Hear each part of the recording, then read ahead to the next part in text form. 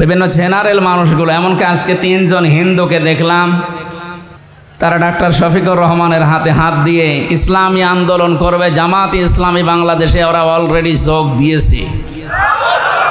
মূর্খ মানুষ না তারা, প্রত্যেকেই শিক্ষিত, সবগুলো বিশ্ববিদ্যালয় থেকে অনার্স মাস্টার্স করা।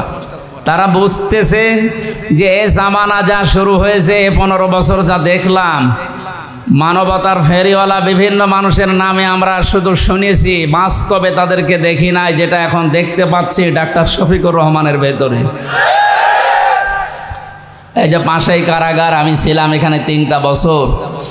ডাক্তার শফিকুর রহমান সাহেব 4 তলায় ছিলেন, আমরা ছিলাম,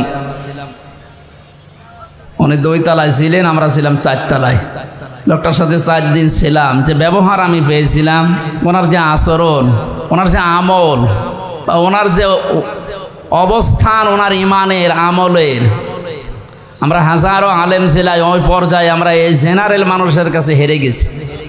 ওনার এক একটা সেজদায় কেটে যেত 45 মিনিটে 1 ঘন্টা করি, আর 1 ঘন্টায় আমাদের 10 রাকাত নামাজ হয়ে যায়।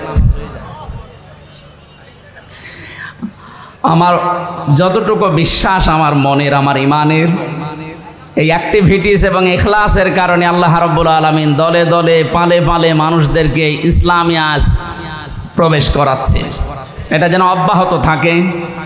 5 তারিখের আগ পর্যন্ত মাত্র 20 ভাগ মানুষ চাইতো যে দেশে ইসলাম কায়েম হোক।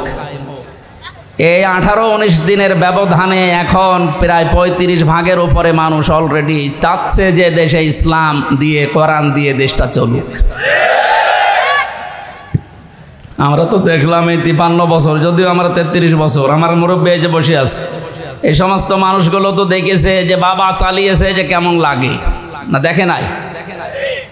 স্বামীও চালিয়েছিল, মানুষ দেখেছে। চাচা চালিয়েছে, জোর করে হোক আর যেভাবে হোক, তাও মানুষ দেখেছে। বউ চালাইলো, দেখলাম, অন্তত আমি দেখেছি। ভাবিও চালিয়েছিল, দেখেছিলাম। এখন শুধু দেখতে বাকি আছে যে কোরআন দিয়ে দেশ চললে কেমন দেখা যায়। এটা দিয়ে চালান, এ কারাগার লাগবে না। কারাগার লাগবে কোন কারণে?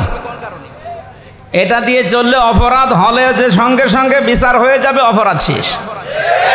এখানে বছরের পরে বছর মানুষকে কারণে অকারণে আপনি আটকিয়ে বেকার কষ্ট দেবেন কোন কারণে?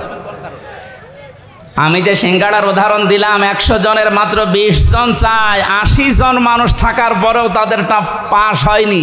এই কারণেই এ বাংলাদেশের মুসলমানগুলো আজ আমরা যদি এক হতে পারতাম, এ 3 বছরে যে নির্যাতন, জুলুম, অত্যাচার শিকার আমরা হলাম, বিশেষ করে আলেমেরা, 76 জন আলেম আমরা এক জায়গায় ছিলাম, হেফাজত ইসলাম বাংলাদেশ সহ।